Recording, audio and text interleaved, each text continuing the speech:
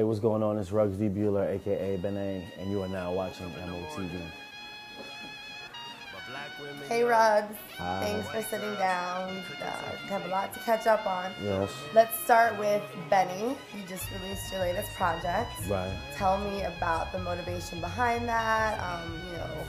Behind everything from the name to who you decided to work on. I know you only have one guest appearance. One. Right.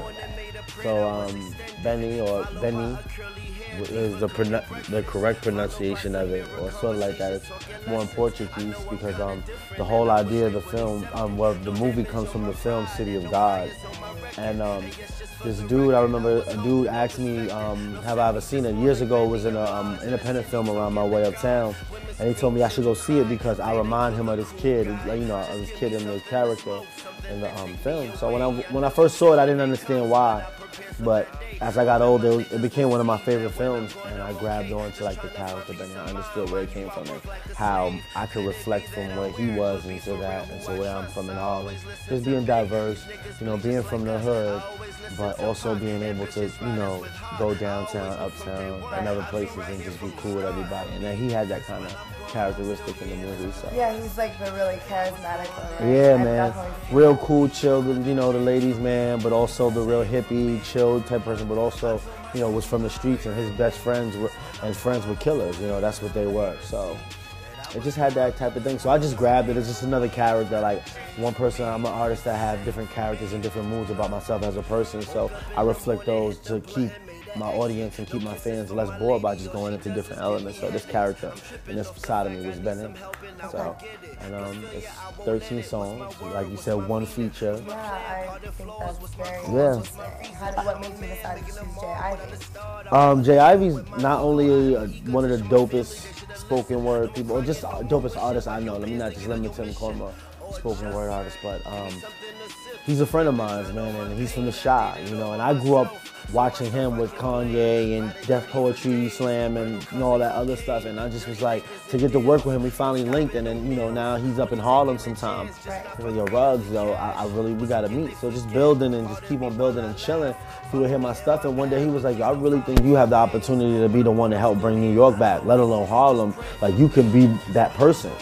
And one day, the album was done, and I was like, man, I'm a person about introduction. Like, you gotta grab the person from the beginning of the album. Text Jay Ivy late night. I say, yo, if I say like beautiful extraterrestrial nigga eating, what would you say?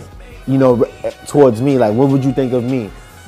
And I sent him a track, and he's like, I got you. I think it was the next day, he had the whole thing done. Like, he came to my crib. And we just like laid certain things down, the whole idea. Went to the studio, and the same day he just knocked out the whole thing. And it just was like, it's real. What he's saying to me is real. Like, he's really like giving me a message, just like saying, hold on, stay strong in what you're doing. You're a beautiful person. And the whole idea of beautiful extraterrestrial nigga eating is just saying you can be beautiful in anything you do. It's a beautiful process. What you represent can be beautiful. So this creation, extraterrestrial, you're trying to go to the next level of things, to different from what's going on. Nigga, because that's what they want to label you sometimes at the end of the day, and that's what goes on.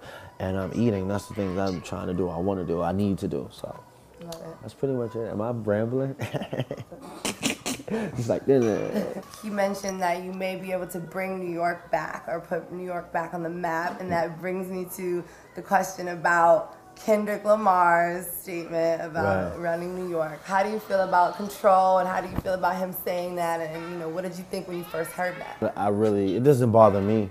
It kind of bothers me as a city. I don't like it. For the culture, I don't like it as far as the culture of our city and what's going on, because it's just so much like backlash from New York. Oh my God, like it's almost like saying, yo, this team used to be good, but they're not good anymore. It's like, okay, cool.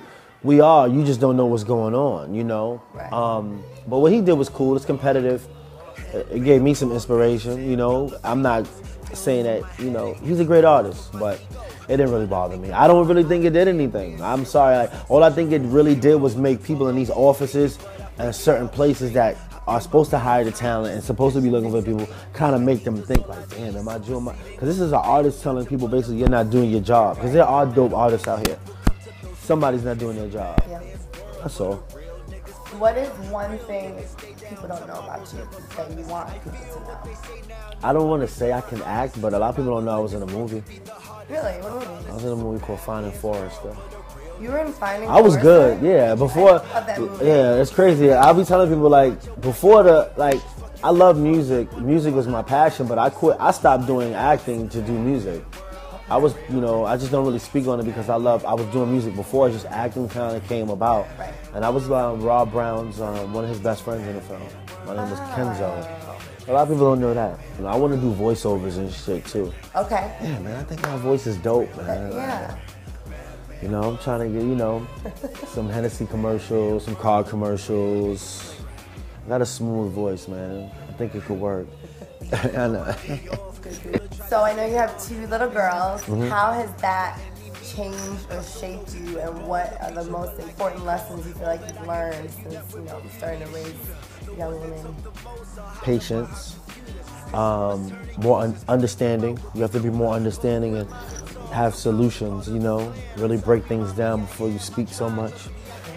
So it's teaching me a lot about my career, and I'm a very emotional person as far as on my craft and my art, and I'm very open. I speak freely, so that can get me in trouble sometimes, So, having kids, I think you definitely learn that, and I think they're a big inspiration. I don't think I really would be doing music so much or really be so passionate about it without them. Really? Yeah, man, they're kind of like the push that kind of tell you like, okay, what are you gonna do? This is serious. Yeah. And if they notice you're doing it, what are you gonna do? Let them down? Right. I can't do that, man. And I got too many people kind of, really on my back. And I don't mean on my back in a bad way, but I'm really trying to help a lot of people and a lot of family and just things in my situation. So. Yeah. Mm-hmm. Okay. So obviously this is for AMMOtv. We want to know, what is your ammo? What things are motivating you right now? My ammo is eating kitty and kicking ass. That may get you your endorsement, actually. Yeah, I hope I do get an endorsement. A child's book, No, right. Probably not a child.